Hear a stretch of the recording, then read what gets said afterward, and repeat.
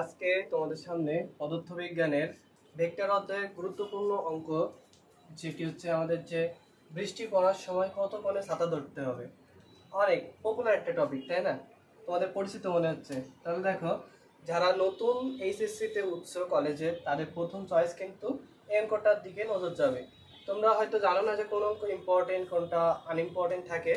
সেক্ষেত্রে তুমি বলতে পারো যে অঙ্কগুলো ভেক্টর অধ্যায়ের অঙ্কগুলোর মধ্যে কত করে ছাতা ধরতে হবে এই অঙ্কটা অনেক ইম্পর্টেন্ট। সাথে সাথে আরেকটা যেটা হচ্ছে সেটা হচ্ছে মূলত নদী নৌকার অঙ্ক, এটাও অনেক ইম্পর্টেন্ট। ঠিক আছে, তাহলে আজকে তোমাদের সামনে আমি আলোচনা করবো মূলত কত কোণে ছাতা ধরতে হবে এ বিষয় নিয়ে। দেখো, এই অঙ্কটা অনেক সহজ। কিভাবে করতে হবে দেখো। দেখো, অঙ্কটা এমন থাকবে, বৃষ্টির ধারা এত বেগে খাড়া নিচের দিকে পড়ছে, এক ব্যক্তি অনুভূমিক বরাবর এত বেগে চলমান আছে, লোকটিকে কত কোণে ছাতা ধরতে হবে। তার মানে আলটিমেট আমাদের থিটার ভ্যালু নির্ণয় করতে হবে। ঠিক আছে, এটাই মূলত অঙ্ক ছিল। এখন অঙ্কটা কিভাবে করতে হবে, ঠিক আছে, এটাই তো তোমাদের কোশ্চেন, তাই না? দেখো, সহজে কিভাবে করা যায় সেটা করার চেষ্টা করি আমরা।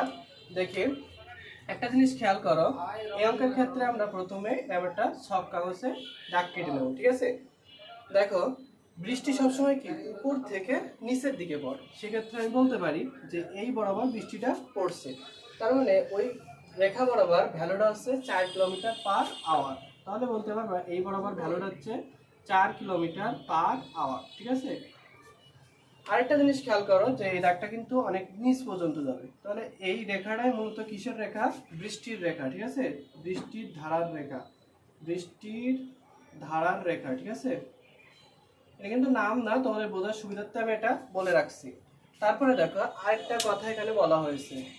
দেখো, বলছে যে এক ব্যক্তি অনুভূমিক বরাবর 3 কিলোমিটার/আওয়ার বেগে চলছে।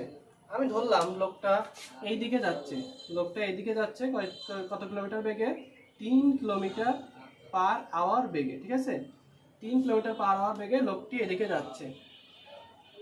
এখন একটা জিনিস খেয়াল করো তোমরা, তোমরা একটু পরের অধ্যায়, মানে পরের অধ্যায় যেটা আছে আমাদের যে গতিবিদ্যা, সেখানে বলা হয়েছে যে একজন ব্যক্তি যখন এদিকে যাইবে, মানে একদিকে যাবে, তখন তোমাদের একটা উদাহরণের মাধ্যমে জানাই প্র্যাকটিক্যালি। তুমি যখন গাড়িতে চলমান থাকবা, একটা গাড়ি দিয়ে যাবা কিংবা ট্র্যাকের পাশ দিয়ে যাবা, ট্র্যাক এদিকে যাচ্ছে এবং তুমি সামনের দিকে যাচ্ছ, তখন দেখবা যে ট্র্যাক সামনের দিকে যাওয়ার কারণে তুমি তোমার সামনে একটা বাতাস উপলব্ধি করতে পারছো। এর কারণ কি? এটার মূলত হচ্ছে এদিকে যদি ট্র্যাক যায়, দেখো ট্র্যাক এদিকে যদি যায়, তখন দেখবা পেছনের দিকে একটা বাতাস কাজ করে। তাহলে ট্র্যাক যত বেগে যাবে, যত বেগে ট্র্যাক যাবে, তত বেগে বাতাস প্রবাহিত হবে, তত বেগে বাতাস প্রবাহিত হবে। এটাই মূলত তোমাদের বেসিক, যে তুমি যদি এদিকে যত বেগে যাবা, তোমার বিপরীত দিকে বাতাস তত বেগে যাবে। ঠিক আছে, এখান থেকে আমরা বাতাসের দিকটা বুঝে নিলাম। তাহলে তুমি এখানে কি লিখতে পারো যে এদিকে যেহেতু লোকটা যাচ্ছে, তাহলে লোকটার কারণে এদিকে একটা বাতাস ক্রিয়া করবে এবং সেই বাতাসের ভ্যালুটা কত হবে? বাতাসের ভ্যালুটাও কিন্তু ওই 3 কিলোমিটার/আওয়ারই হবে, 3 কিলোমিটার/আওয়ারই হবে। তারপর একটা জিনিস খেয়াল করো, আমরা মূলত নির্ণয় করব এইখানে। দেখো, এই বরাবর একটা থিটার কোণ, দেখো এখানে কত থিটা ক্রিয়া করছে, এটা আমরা নির্ণয় করব। দেখো, এই যে থিটা, তার মানে লোকটাকে কত কোণে ছাতাটা ধরতে হবে। দেখো, সুন্দর একটা ছাতা হয়েছে, তাই না? তাহলে লোকটাকে কত কোণে ছাতা ধরতে হবে, আমরা এই থিটাটা নির্ণয় করব। দেখো, থিটার ক্ষেত্রে আমরা এখানে যদি একটা বক্স আঁকাই, আমরা কিন্তু লোকটার বেগটাকে ভি এবং বৃষ্টির বেগটাকে ইউ ধরছি। ঠিক আছে, তাহলে এপাশে কি বাতাস, বাতাসটাকে আমরা কি ধরেছি? ভি। তাহলে এখানে কি এই রেখাটাও ভি, এই রেখাটা যেহেতু ইউ এর রেখা, তাহলে এটা কি হবে? ইউ। তার মানে এপারেও কি বৃষ্টি। তারপর দেখো, ট্যান থিটা সমান আমরা কি জানি? এই অঙ্কটা শুরুই এই। দেখো, উত্তরে যাই আমরা, অ্যান্সার লিখবো কিভাবে? প্রথমে ফার্স্ট অফ অল এটা দিবা, এটা সাইড নোটে দিবা। তারপরে হচ্ছে আমরা কি করব? দেখো দেখো, আমরা জানি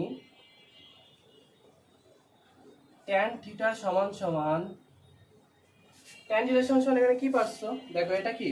এখানে হচ্ছে মূলত বাতাসের বেগ বা লোকটির বেগ বলতে পারো। তাহলে দেখো কি, বাতাসের বেগ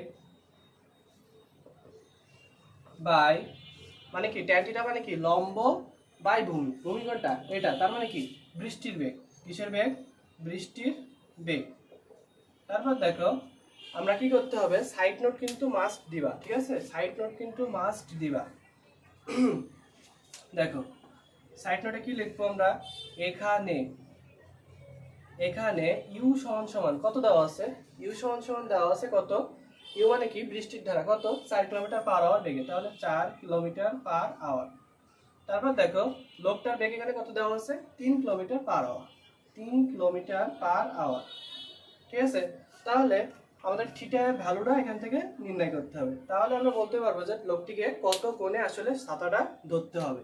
দেখো বা tan থিটা সমান সমান tan থিটা সমান সমান ভি বাই ইউ, বা থিটা সমান সমান tan ইনভার্স, tan এ পাশে আসলে কি হবে ইনভার্স হয়ে যাবে ভি বাই ইউ। তার মানে হচ্ছে বা থিটা সমান সমান tan ইনভার্স, ভি এর ভ্যালু কত 3 আর এর মান কত 4।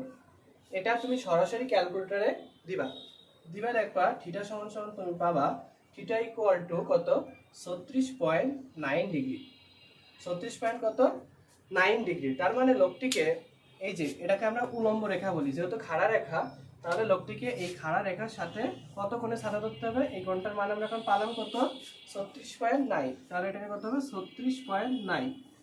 তাহলে লোকটিকে আমি বলতে পারি যে উলম্ব রেখার সাথে, এখানে দুইটা কোশ্চেন আছে দেখো, এই দেখাটাকে কি বলি, উলম্ব রেখার সাথে কত ডিগ্রি করে ছাতা ধরতে হবে 36.9। এখন যদি বলে অনুভূমিক রেখার সাথে, অনুভূমিক মানে কত, এই যে এখান থেকে এটা মূলত অনুভূমিক, এই অনুভূমিকের সাথে কত করে ছাতা ধরতে হবে, তখন অ্যান্সারটা কি হবে, টোটাল কোণটা কত 90 ডিগ্রি থেকে 36 ডিগ্রি তুমি বাদ দিবা। তাহলে 90 থেকে 36 ডিগ্রি বাদ দিলে তুমি যে ভ্যালুটা এখানে পাবা হচ্ছে কি এরকম 54.1 এরকম পাবা একটা।